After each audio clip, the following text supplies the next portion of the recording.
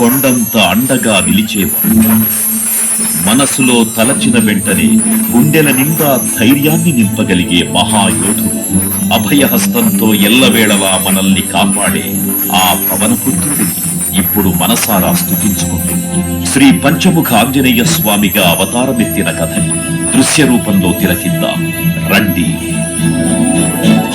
ఆంజనేయం ప్రసన్నాంజనేయం ప్రభాదివ్యకాయం ప్రకీర్తిప్రదాయం భజే వాయుపుత్రం భజే బాలగాత్రం భజేహం పవిత్రం భజే సూర్యమిత్రం భజే రుద్రరూపం భజే బ్రహ్మతేజం.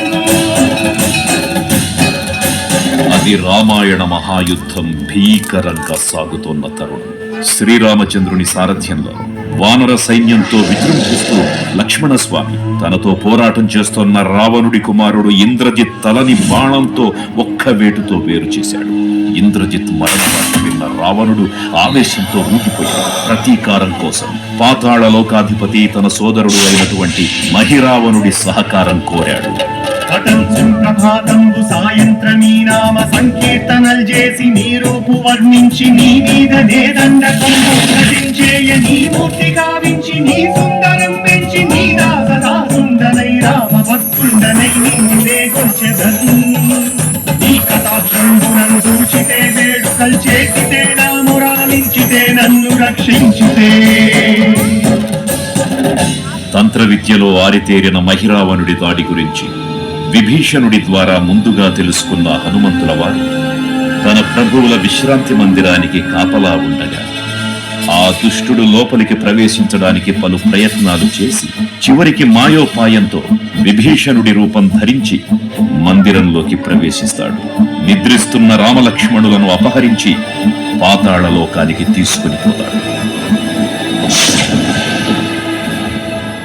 అంజనాదేవి గర్భాన్మయా దేవ నిన్నెంత నేనంత వారన్ దయాశాలి వై చూచియుందాతవై నీచియున్ తొల్లి సుగ్రీవకున్ మంత్రి వై స్వామి కార్యార్థమై ఏగి శ్రీరామ సౌమిత్రులను చూచి వారిని విచారించి సర్వేసు పూజించి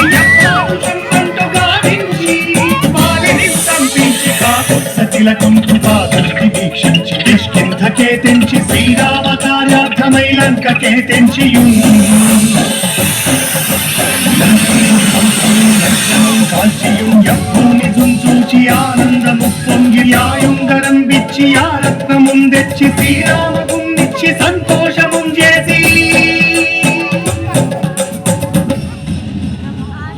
తన ప్రభువులను కాపాడుకోవడానికి వాయువేగంతో పాతాళ లోకానికి చేరుకున్న ఆంజనేయ స్వామికి సగం మొసలి సగం వానర రూపంలో ఉన్న వింత జీవి ముఖద్వారం వద్ద కాపలా కాస్తూ కనిపిస్తుంది.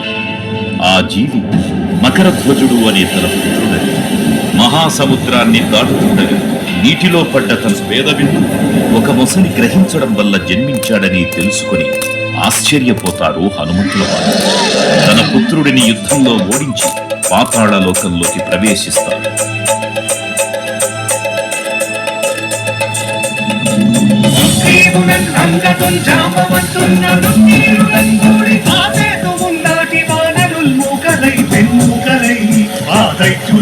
సదా రావణున్నంత కాలాన్ని రుద్ధుండుగా వచ్చి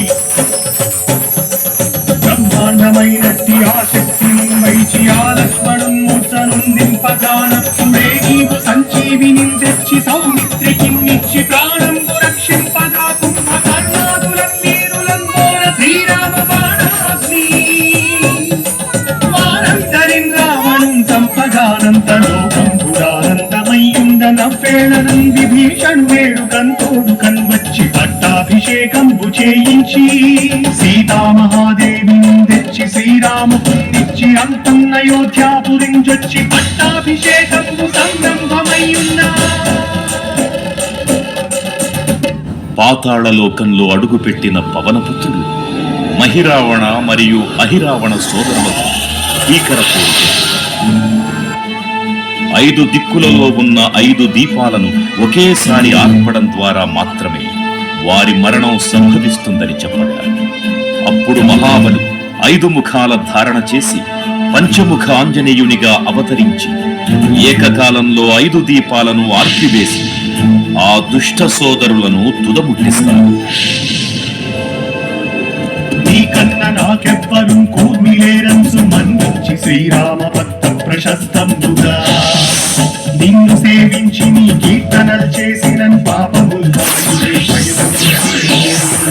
భాగ్యములు కల్గునే సామ్రాజ్యములు కల్గు సంపత్తులు కల్గును వానరాకారయో సత్తమంగారయో పుణ్యసంచారయో ధీరయో వీరా నీవే సమస్తం ఆధారక బ్రహ్మ మంత్రం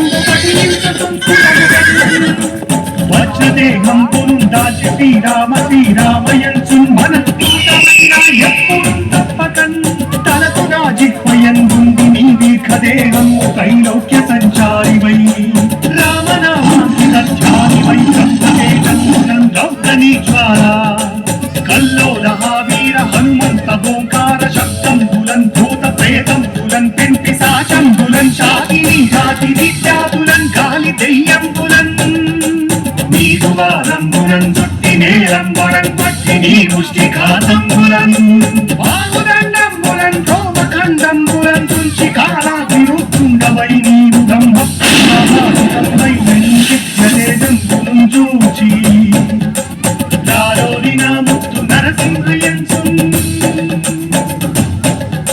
దయా దృష్టి వీక్షించి నన్నేలు నా స్వామి ఓ ఆంజనేయ నమస్తే సదా బ్రహ్మచారి నమస్తే.